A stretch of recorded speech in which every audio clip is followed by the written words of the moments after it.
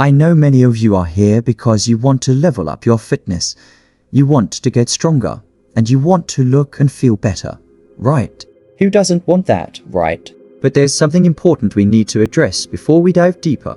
Have you ever heard the saying, to get stronger, you need to get bigger? Yeah, I'm sure most of you have. The idea that you have to bulk up, pack on those pounds of muscle in order to see any real gains in strength. Well, I'm here to tell you it's not entirely true.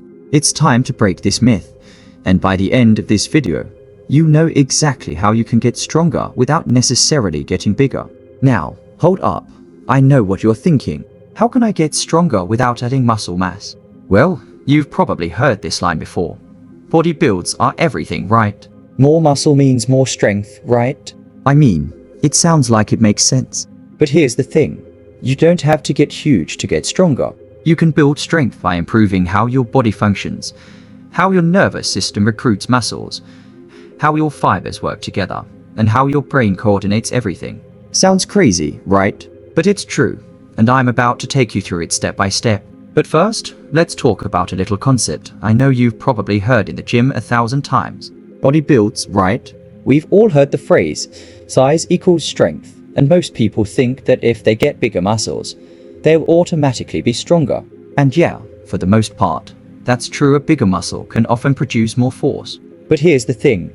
You can actually get significantly stronger without packing on a ton of muscle mass. That's what we're diving into today. So, let me ask you this. Why would someone not want to get bigger and stronger at the same time? Why wouldn't you want the best of both worlds? It seems like a no-brainer. But here's the deal, not everyone is after bulking up.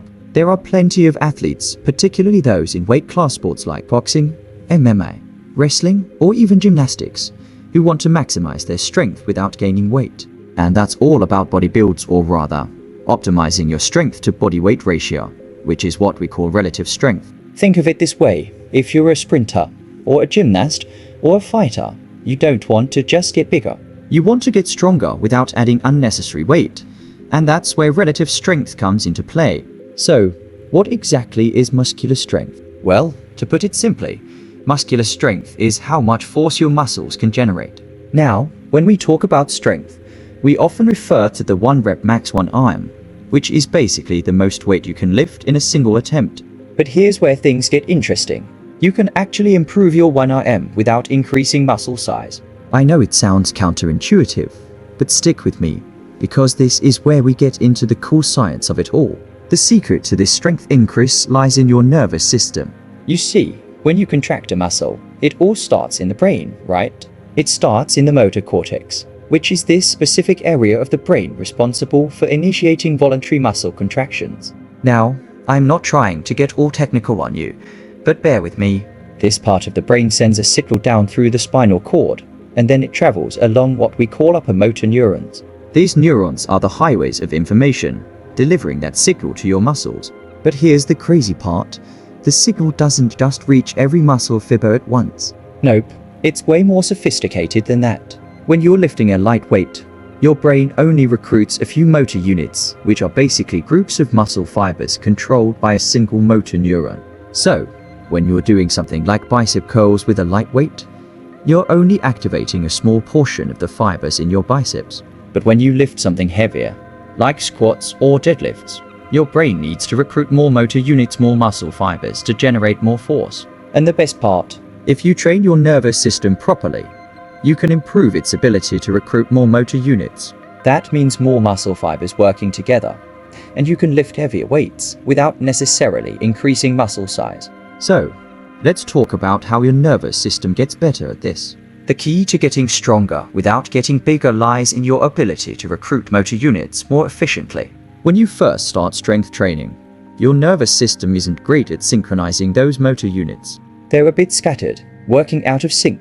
But as you train, your brain gets better at making those motor units work together in harmony, increasing the force your muscles can generate. And guess what? This doesn't require more muscle mass, just better communication between your brain and your muscles. So, you're getting stronger, but your body builds are staying the same. Now, let's take a step deeper and talk about the neuromuscular junction. This is the point where the nerve meets the muscle. When a signal is sent from the brain, it reaches the neuromuscular junction, where the motor neuron releases a neurotransmitter called acetylcholine. This neurotransmitter binds to receptors on the muscle fibers, which opens up ion channels, allowing sodium ions to rush in and trigger a contraction. But here's the cool part: your body can get better at this process too. Your nervous system can become more efficient at releasing acetylcholine, and the enzymes that break it down can also become more efficient.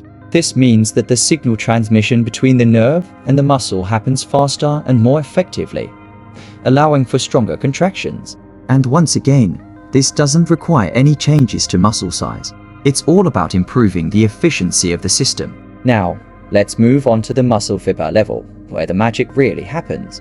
Inside your muscle fibers, you've got these proteins called myosin and actin. These are the workhorses of muscle contraction. Myosin is like the pulling force, and actin is like the rope that it pulls on. When these two proteins interact, they generate force. The more myosin and actin you have, the stronger you can be. But here's the interesting part: you don't always need more myosin and actin to generate more force. Instead, you can improve the efficiency with which they work together. When you get better at contracting your muscles, the connection between myosin and actin becomes stronger, which allows for more force without increasing muscle size. The muscle fibers contract more forcefully with the same amount of contractile proteins. You're getting stronger without having to bulk up. But the cool thing doesn't stop there. Some of your slow twitch fibers can actually convert into fast twitch fibers. Slow twitch fibers are great for endurance and stamina, but they don't generate as much force. Fast twitch fibers, on the other hand, are the powerhouse fibers. They generate lots of force, but they fatigue quickly. With the right kind of training, your body can convert some of those slow twitch fibers into fast twitch fibers. And guess what? That makes you stronger. So, it's not just about how much muscle you have, but what kind of muscle fibers you have. And once again, this can happen without you gaining much size. It's all about improving the type and efficiency of muscle fibers. Now, let's dive into how you should actually be training to maximize these neurological and physiological adaptations. The key here is compound movements. These are the big lifts, the ones that work multiple joints at once. Think squats, deadlifts, bench presses, overhead presses, pull-ups, and rows.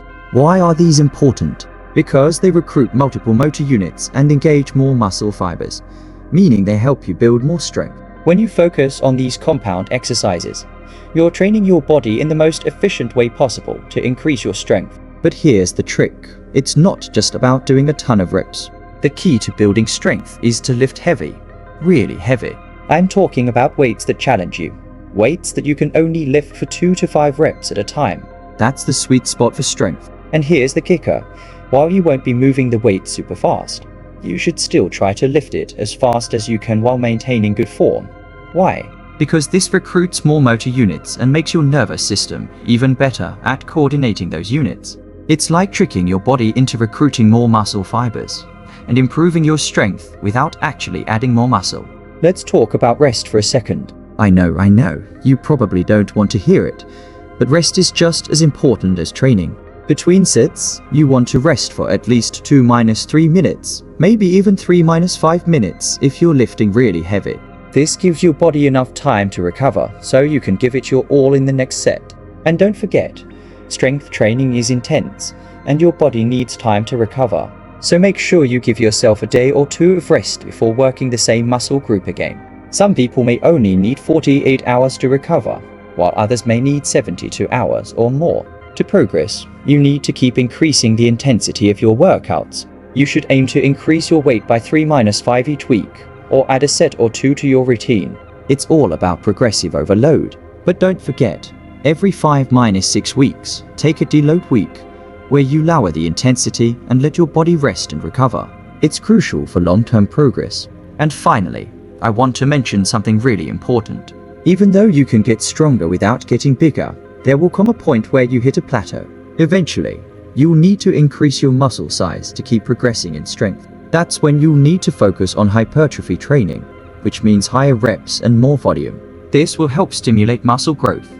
And when combined with your strength training, it will allow you to push past your plateaus and keep making gains. So, there you have it. Getting stronger without necessarily getting bigger is all about improving the efficiency of your nervous system making your motor units work together more effectively, improving the bond between myosin and actin, and focusing on compound movements. Body builds are important, but strength doesn't just come from muscle size.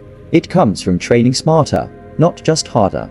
Keep grinding, stay consistent, and remember the goal isn't just to get bigger, it's to get stronger.